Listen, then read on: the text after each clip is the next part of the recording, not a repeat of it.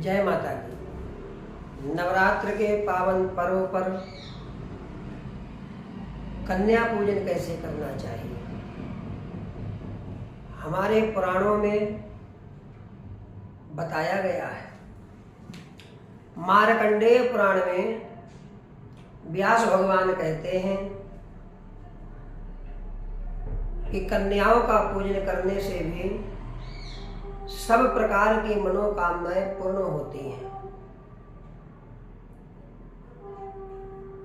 बहुत भक्तों की इच्छा होती है कि हमको मोक्ष की प्राप्ति हो, ज्ञान की प्राप्ति हो।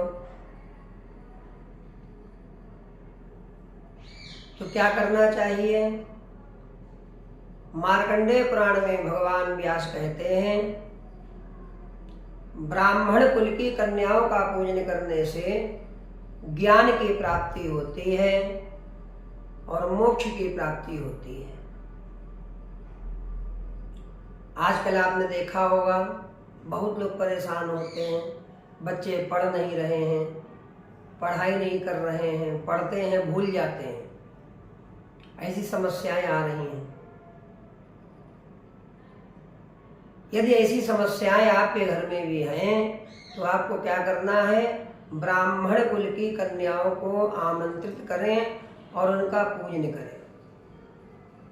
इससे क्या होगा, ज्ञान की प्राप्ति होगी, परिवार में सब लोग ज्ञानवान होंगे, भगवती जगदम्बा की कृपा आपके परिवार में होगी। व्यास भगवान कहते हैं क्षत्रिय कुल की कन्याओं का पूजन करने से क्या फल है। आपने देखा होगा आजकल लड़ाई झगड़ा, कलह कलेश, मुकदमा हुआ जा रहा है, कोर्ट कचहरी में दौड़ लगा रहे हैं। इससे मुक्ति के लिए कौन सा उपाय है, क्षत्रिय कुल की कन्याओं का पूजन करें तो इन सब से आपकी मुक्ति हो जाएगी और शरीर में बल की प्राप्ति भी होगी। तृतीय वर्ण आता है, व्यास भगवान कहते हैं वैश्य कुल। हम लोग दौड़ रहे हैं, भाग रहे हैं, किसके लिए कि हमको धन की प्राप्ति हो जाए, भौतिक सुखों की प्राप्ति हो जाए, सब प्रकार से हमारे घर में मंगल ही मंगल हो। परंतु कैसे होगा, जब हम वैश्य कुल की कन्याओं का पूजन करेंगे तब हमको धन की प्राप्ति होगी।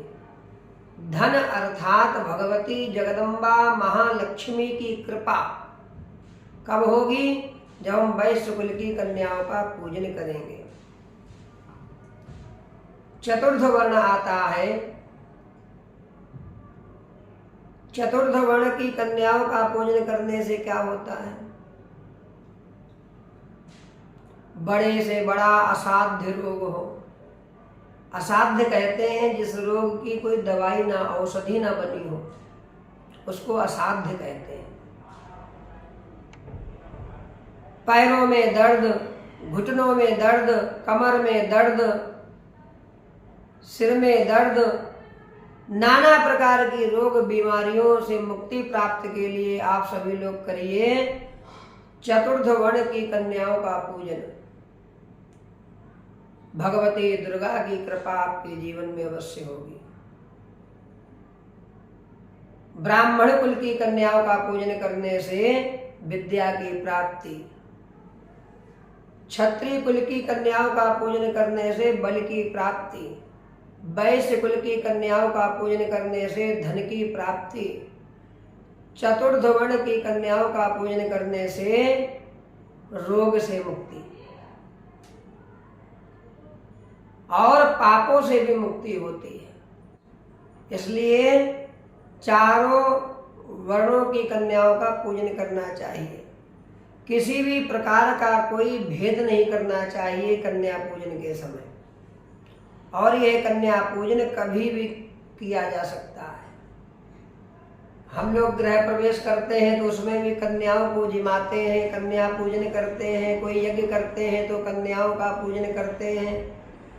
और सबसे बड़ी बात, नवरात्र में कन्या पूजन की विशेष महिमा बताई गई। कन्या पूजन कैसे करना चाहिए? व्यास भगवान कहते हैं पहले कन्याओं को निमंत्रित करना चाहिए, बुलाना चाहिए पहले।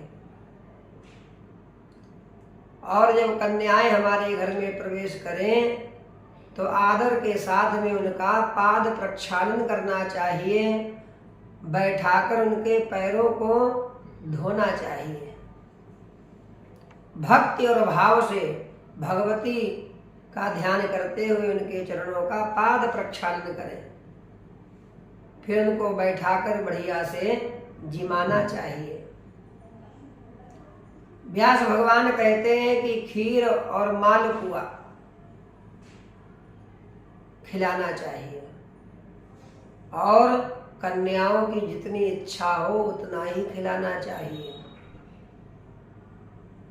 खूब प्रसन्न मन से उनकी सेवा करें और खिलाने के बाद में लाल चंदन से बिंदी लगावें, और लाल चंदन यदि ना हो तो रोली से बिंदी लगाएं। दक्षिणा, वस्त्र, अलंकार, स्वर्ण, रजत आदि उनको अर्पण करें।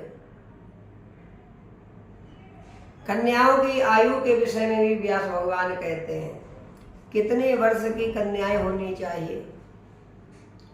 5 वर्ष से लेकर 8 वर्ष की आयु तक की कन्या का विशेष महत्व बताया गया है।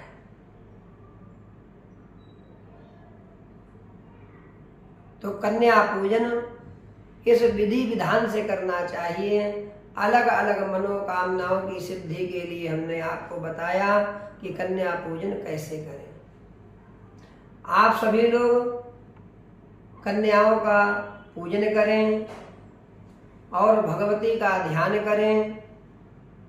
हम भगवान महाकाली, महालक्ष्मी, महासरस्वती के चरणारविंदों में प्रार्थना करते हैं कि आप सभी की मनोकामनाएं अवश्य पूर्ण हो। भगवती की कृपा आपके जीवन में अवश्य बनी रहे।